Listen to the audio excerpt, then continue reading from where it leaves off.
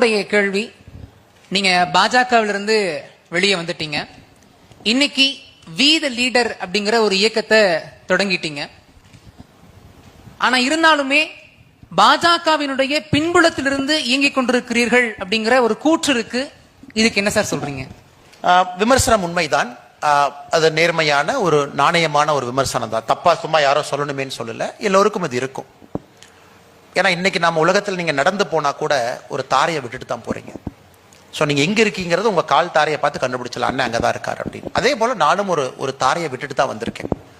அந்த தாரை அண்ணன் கால் பெருசு, அண்ணன் கால் சின்னது, அந்த மாதிரி பாக்குறவங்க இருக்கிறாங்க. ஆனா ஒரு பக்கம் தாரை இருந்தாலும் கூட நம்ம எங்க போய் நிக்க போறோம் அப்படிங்கிறது ரெண்டுமே இருக்கு. ஒரு பக்கம் நீங்க கால் தாரையை பாக்குறீங்க, நான் எங்க போய் நிக்க போறோம் அதையும் பாருங்கன்னு சொல்றோம். அதனால விமர்சனங்கள் உண்மைதான். அதனாலதான் ஃபர்ஸ்டே நான் முதல் கேள்விக்கு பதில் சொன்னேன், ஒரு ஆண்டு காலம் நீங்க பார்க்கணும். இன்னைக்கு நான் ஒரு பம்பாஸ்டிக்கா மைக் எடுத்து அது இதுன்னு சொல்றதை விட ஒரு ஆண்டு காலம் நீங்க பார்க்கணும், நேர்மையான விமர்சனம் நீங்க வைக்கணும். நம்ம எடுக்கக்கூடிய கொள்கை முடிவுகள், பாலிசி டெசிஷன்ஸ், நம்முடைய பார்வை, கிராஸ் ரூட் லீடர்ஸ் எத்தனை பேர்த்த நம்ம மேலே கொண்டு வர்றோம். இல்லை திரும்ப அதே அரைச்சமாவே அரைச்சு அதே old wine and new bottle, அண்ணா உங்களுக்கு ரைட் ஹேண்டை தூக்கிட்டு நீங்கள் நம்பர் 2 போட்டீங்க, உங்களுக்கு லெஃப்ட் ஹேண்டை தூக்கி நம்பர் 3 போட்டுட்டீங்க, அதே அரைச்சமாவை கொண்டு வந்து புதுசுன்னு சொல்றீங்க அப்படின்னு இருக்கா அப்படிங்கிறத நீங்க விமர்சனம் செய்ய வேண்டும் என்று நான் விரும்புகின்றேன். அதை பார்ப்பதற்காக நான் காத்திருப்பேன். இது ரெண்டாவதுங்க. எப்பொழுதுமே ஒரு நிறுவனத்தை விட்டு வெளியே வரும் பொழுது அறம் சார்ந்த முறையில் வெளியே வரலாம் என்று நான் முழுமையாக நம்புகின்றேன். சண்டை போடணும்னு அவசியம் இல்லை. உதாரணத்திற்கு என் குழந்தைங்களை ஒரு ஆண்டும் ஒரு இடத்துக்கு இந்தியாவில் நான் கூட்டிட்டு போவாங்க. இந்த ஆண்டு மெகாலயா குழந்தைங்களை சம்மர் ஹாலிடே மெகாலயாவுக்கு போய் ஒரு 4 நாள் குழந்தைங்களை எல்லாம் சுற்றி காட்டுவேன். ஏன்னா இந்தியாவில் ஒரு பகுதி அவங்க பார்க்கணும். மெகாலயாவில் இருக்கும் பொழுது தான் தேசிய தலைவர் திரு நிதின் நபீன் அவர்கள் தொலைபேசியில் தொடர்பு கொள்றாங்க.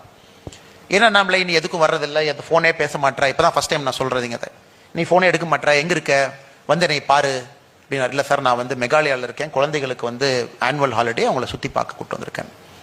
ஏன் நீ எந்த நிகழ்ச்சியிலுமே பங்கெடுக்க மாட்டேன்? இல்லை சார், நான் கொஞ்சம் ஒதுங்கி இருக்கேன், என்னோட வாழ்க்கை விவசாயம், அதற்கு அதிக நேரம் கொடுக்குறேன், அதே நேரத்தில் பப்ளிக் லைஃப்ல இருக்கேன், நான் பொலிட்டிக்கலாக ரொம்ப ஆக்டிவா இருக்க விரும்பல சார், கொஞ்சம் நான் தூரம் இருக்கணும்னு நினைக்கிறேன் அப்படின்னு.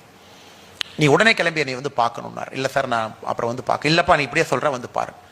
அவர் கொடுத்த தேதி தான் ஜூன் 1. நானாக போய் ஒருத்தவங்களை பார்த்து லெட்டர் கொடுத்து இந்த மாதிரி பண்ண அவசியம் இல்லை. எனக்கு கொஞ்ச நாள் ஒதுங்கி இருப்போம், நம்ம வேலையை பார்ப்போம், அடிப்படை வேலைகளை செய்வோம் அப்படி. ஜூன் 1 போனோம், லெட்டர் கொடுத்தேன், ஐயா நீங்க வர சொன்னீங்க, இதான் என்கிட்ட இருக்கக்கூடிய கருத்து, என் கருத்தை நீங்க ஏத்துக்கணும், ஒரு புதிய பாதையில பயணிக்கணும்னு நினைக்கிறேங்க ஐயா, 1.5 வருஷ காலமா அதை பேசிக்கிட்டே இருக்கிறோம், விடுங்க. அவர் விட மாட்டேனார். அது 1, 2, 3, அதன் பிறகு அமித்ஷாஜி அவர்களையும் பார்த்தேன். ஆனா எல்லாத்துக்கிட்டையும் ரொம்ப பொறுமையா, டெல்லியில் 2-3 ஜேர்னலிஸ்ட்லாம் சொன்னாங்க, நார்த் இந்தியன் ஜேர்னலிஸ்ட், அவங்க